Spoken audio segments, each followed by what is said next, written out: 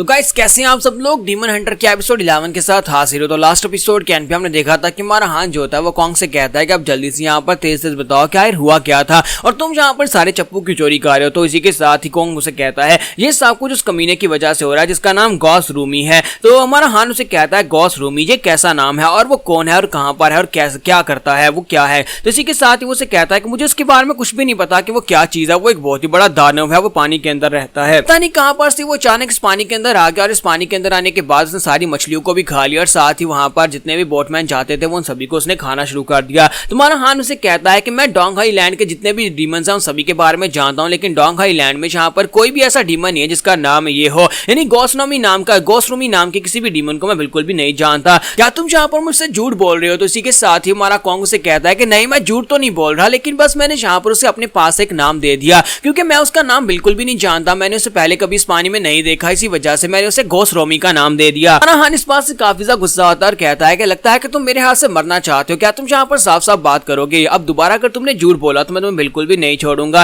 तो इसी के साथ ही वो फिर से वहां पर घबरा जाता है और कहता है कि मुझे इस तरह से गुस्से से मत देखो, मैं और भी हकलाना शुरू कर देता हूँ, मैं इस तरह से अपनी कहानी नहीं बता पाऊंगा। तुम्हारा हान उसे कहता है कि अच्छा ठीक है मैं वादा करता हूँ कि मैं तुम्हें नहीं खाऊंगा, इसलिए प्लीज यहाँ पर आप बात करो, अब बताओ कि वो गॉस रोमी क्या चीज है और वो पानी के अंदर क्या करता है। उसे कहता है कि अच्छा ठीक है क्या वाकई में तुम यहाँ पर मुझे नहीं खाओगे। तो हान कहता है कि मैं तुम्हें नहीं खाऊंगा, लेकिन तुम्हें अपनी कहानी को जल्दी से खत्म करना होगा, मेरे पास ज्यादा समय नहीं है, बताओ कि गॉस रोमी किस तरह का है, कैसा दिखता है और वो क्या करता है और कितना खतरनाक है। तो इसी के साथ ही वो उसे कहता है अगर तुम चाहते हो कि मैं तुम्हें यहाँ पर तेजी के साथ बताऊं तो फिर मैं तुम्हें गा कर बता सकता हूँ, क्योंकि वैसे मैं यहाँ पर हकलाता हूँ, अगर मैं तेज बोलूँ और अगर मैं यहाँ पर आहिस्ता बोलूंगा तो तुम्हें समझ नहीं आएगी। तुम्हारा हान उसे कहता है कि अच्छा ठीक है फिर गा कर ही बताओ। और इसी के साथ ही हमारा जो कॉन्ग होता है वो जल्दी से अपने हाथ में एक स्टिक पकड़ता है और अपनी स्टिक के साथ अपने पेट को बजाना स्टार्ट करता है और साथ उसके शेल को वहां पर बजा रहा होता है, यानी कि वो रिदम क्रिएट कर रहा था। और साथ उसे कहता है कि बताओ कौन सी यहाँ पर सुर लगाऊं। तुम्हारा हान कहता है बकवास बंद करो, बस जल्दी से यहाँ पर गाकर बताओ कि तुमने यहाँ पर क्या देखा। और इसी के साथ ही हमारा कॉन्ग जो होता है उसे कहता है कि ठीक है मैं यहाँ पर तुम्हें बताता हूँ।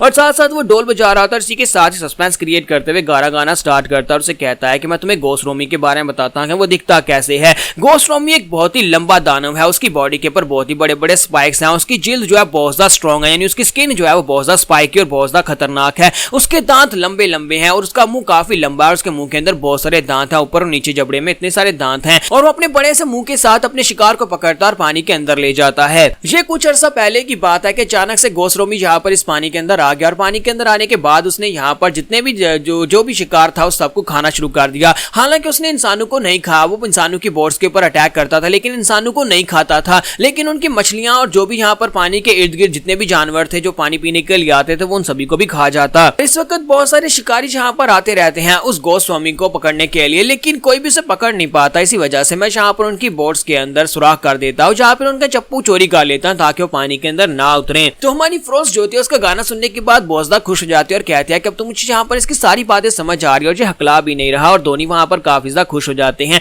और दोनों वहां पर साथ ही नाचना भी शुरू कर देते हैं और गाना शुरू कर देते हैं। तुम्हारा हान अपनी तलवार पर हाथ रखता है और कहता है कि मुझे लगता है कि मुझे इस कमीने कॉन्ग को पहले मार देना चाहिए था, इसने कब अपनी कहानी को खत्म करना है। उसी के साथ ही कॉन्ग उसे कहता है कि अब जबकि हमने पहले से इसको स्टार्ट कर लिया है तो क्यों ना हम लोग थोड़ी देर के लिए यहाँ पर नाचते हैं, क्या तुम भी यहाँ पर हमारे साथ नाचोगे। तुम्हारा हान कहता है बस करो बहुत हो गया। फिर साथ ही उसे कहता है कि अच्छा तो इसका मतलब यह है कि तुम ही यहाँ पर इन सभी गांव वालों की बोट्स के अंदर होल कर रहे थे और साथ इनके चप्पू चोरी कर रहे थे। तो कॉन्ग उसे कहता है कि मैं यहाँ के लोगों को बिल्कुल भी नुकसान नहीं पहुंचाना चाहता और ना ही उनको यहाँ पर उस गॉस रोमी के हाथों से मरता हुआ देखना चाहता हूँ, इसी वजह से मैं यहाँ पर उनके चप्पू चोरी कर रहा था। तुम्हारा हान उसे कहता है कि आज ये सब कुछ कब से स्टार्ट हुआ। तो वो कहता है 3 साल पहले ये सब कुछ स्टार्ट हुआ था। 3 साल पहले अचानक से यहाँ पर जो तुम्हारे जितने भी शिकार थे, जितनी मछलियां थी वो सारी की सारी खुद शिकार बनना शुरू हो गई। तो हमारा हान उसे कहता है कि मुझे यहाँ पर तुम्हारी बातों से बिल्कुल भी समझ नहीं आ रही कि यहाँ पर पानी के अंदर जो डीमन है वो क्या है और तुमने जिस तरह से उसका हुलिया बताया मुझे फिर भी यहाँ पर उसके बारे में समझ नहीं आई, तो क्या हम लोग उसे देख सकते हैं इस वक्त वो कहाँ पर होगा। तो इसी के साथ ही हमारा कॉन्ग उसे कहता है कि नहीं तुम यहाँ पर उसे नहीं देख सकते, मैं पहले उसका टारगेट हूँ, वो मेरे पीछे लगा हुआ है, इसी वजह से तुम्हें पानी से बाहर बैठा हूँ। अगर उसने यहाँ पर ब्लैक टाइगर यानी कि तुम्हें देख लिया तो फिर वो तुम्हें मारने के लिए भी जरूर आगे बढ़ेगा। तुम्हारा हान उसे कहता है कि मुझे इस बात से बिल्कुल फर्क नहीं पड़ता, अब मुझे बताओ कि वो कहाँ पर मिलेगा। तो कॉन्ग उसे कहता है कि वो यहीं पर इसी पाँव के अंदर इसी पानी के अंदर ही होता है, वो तुम्हें बस दिखाई नहीं दे रहा होगा। फिर साथ ही उसे कहता है कि वो देखो वहां पर सामने मुझे दिखाई दे रहा है। तुम्हारा हान उसे कहता है कहां पर है और इसी के साथ ही हमारा हान पानी के अंदर देखता है, उसे वहां पर कुछ तैरता हुआ दिखाई देता है। तो हमारा कॉन्ग उनसे कहता है कि यही गॉस रोमी है। तुम्हारा हान जो होता है वहां पर उसकी तरफ देख रहा होता है लेकिन उसे समझ नहीं आ रही थी कि पानी के अंदर क्या है, लेकिन मुझे समझ आ गया कि ये एक बड़ा सा क्रोकोडाइल होता है जो कि पानी के अंदर होता है। तुम्हारा हान कहता है कि क्या तुम वाकई में श्योर हो कि वो एक मॉन्स्टर है या फिर कोई पानी का दानव है, मुझे तो वो एक बड़ा सा लकड़ी का टुकड़ा लग रहा है जो पानी के अंदर तैर रहा है। तो कॉन्ग उसे कहता है कि नहीं, वो ज्यादातर पानी के अंदर ही रहता है, सिर्फ उसका हल्का सा सर या फिर उसकी बॉडी जो है वो हल्की सी बाहर दिखाई देती रहती है। तुम्हारा हान अपने कपड़े उतारना शुरू कर देता है और उसे कहता है तो फिर मुझे जहां पर राइड चाहिए होगी, मुझे पानी के अंदर उसके पास लेकर जाओ। तो इसी के साथ ही हमारा कॉन्ग उसे कहता है क्या तुमने क्या कहा कि मैं तुम्हें पानी के अंदर लेकर जाऊं, मेरा दिमाग खराब है, मैं तुम्हें पानी के अंदर लेकर जाऊंगा, तुम्हें जाना है तो जाओ जाकर मरो, मैं पानी के अंदर बिल्कुल भी नहीं जाऊंगा। और इसी के साथ ही वहीं पर फिर से मिट्टी के अंदर अपना मुंह दंसा लेता है और कहता है कि यही समझ लो कि मैं मर गया हूं और मैं यहाँ पर तुम्हारे साथ नहीं जाने वाला। तो फ्रोस्ट कहती है कि मिस्टर हान मुझे लगता है कि ये फिर से मर गया है। तुम्हारा हान कहता है कि नहीं नहीं, ये अभी तक जिंदा। और साथ ही हमारा हान वहां पर सोच रहा होता है जिस तरह से मैंने यहाँ पर उस पानी के मॉन्स्टर को देखा है, मैंने एक एंशिएंट बुक के अंदर इस पानी के मॉन्स्टर के बारे में पढ़ा था, लेकिन ये यहाँ पर इस एरिया में क्या कर रहा है। उस बुक के अंदर साफ साफ लिखा हुआ था कि ये बड़े पानी के दानव जो है ये हिंदुस्तान में रहते हैं, फिर ये यहाँ पर इस एरिया में क्या कर रहा है, इसका यहाँ पर क्या काम है। लगता है कोई जानबूझकर इसे यहाँ पर इस पानी के अंदर छोड़कर गया है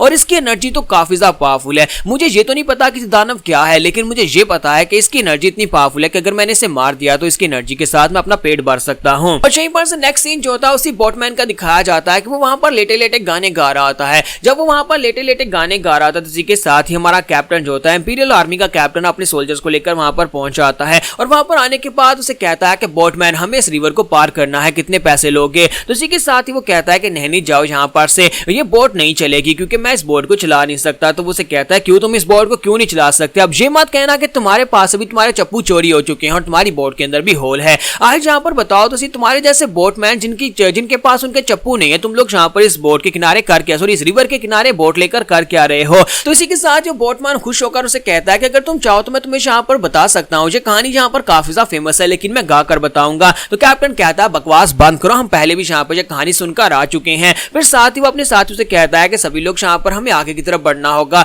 अब स्ट्रीम की तरफ जाते हैं। जैसा कि पिछले बोटमैन ने बताया था वहां पर पानी का बहाव भी कम है और पानी कम गहरा है। इसी के साथ ही कैप्टन जो होता है वहां पर उस बोटमैन से पूछता है कि मुझे तुमसे एक और सवाल पूछना है, क्या तुमने यहाँ पर एक लड़के और एक लड़की को देखा है जिसकी उम्र तकरीबन 10 की साल होगी, क्या तुमने उन दोनों को यहाँ पर से गुजरते हुए देखा है। तो बोटमैन वहां पर सोचने की नौटंकी कर रहा था और उसे कहता है कि नहीं, मैंने तो यहाँ पर ऐसा किसी लड़के लड़की को नहीं देखा है, मुझे लगता है कि मैंने नहीं देखा। तो कैप्टन कहता है क्या तुम वाकई में श्योर हो कि तुमने यहाँ पर से किसी लड़के और लड़की को गुजरते हुए नहीं देखा। तो कैप्टन कहता है कि मैं पूरी तरह से श्योर हूँ, आज सुबह से यहाँ पर कोई भी नहीं आया, मैं तो बस अकेला यहाँ पर बैठकर गाने गा रहा था। तो इसी के साथ ही हमारा जो कैप्टन होता है वो कहता है चलो फिर ठीक है, और साथ ही वो अपने सोल्जर से कहता है कि चलो यहाँ पर से चलते हैं। लगता है कि वो ऊपर की तरफ ही गए होंगे और इसी के साथ ही वो बोटमैन जो होता है फिर से वहां पर गाना गाना शुरू कर देता है। जब वो गाना गा रहा होता है इसी के साथ ही एक सोल्जर पीछे से निकलता है, उसके गर्दन में अपना बाजू डालता है और उसका गला दबाते हुए कहता है कि तुम्हें क्या लगता है कि तुम इतनी आसानी से हमसे झूठ बोल सकते हो, अब जल्दी से बताओ कि तुमने हमसे झूठ क्यों बोला। तो वो बोटमैन उसे कहता है कि तुम्हारा क्या मतलब है कि मैंने तुमसे झूठ बोला। तो वो सोल्जर उसे कहता है कि वो लड़का और लड़की यहाँ पर से गुजर कर गए हैं और तुमने हमसे झूठ बोला है, अब जल्दी से यहाँ पर बताना स्टार्ट करो वरना मैं अपना नाइफ तुम्हारी बॉडी के आर पार कर दूंगा। तो इसी के साथ ही बोटमैन उन्हें बता देता है और कहता है कि हाँ वो यहाँ पर से गुजर कर गए हैं। तो सोल्जर उससे पूछता है कि कितनी देर पहले। तो वो कहता है कि तकरीबन 1 घंटा पहले वो यहाँ पर से गुजरे थे और मैंने उन्हें कहा था कि वो अपस्ट्रीम में ऊपर की तरफ चले जाएं,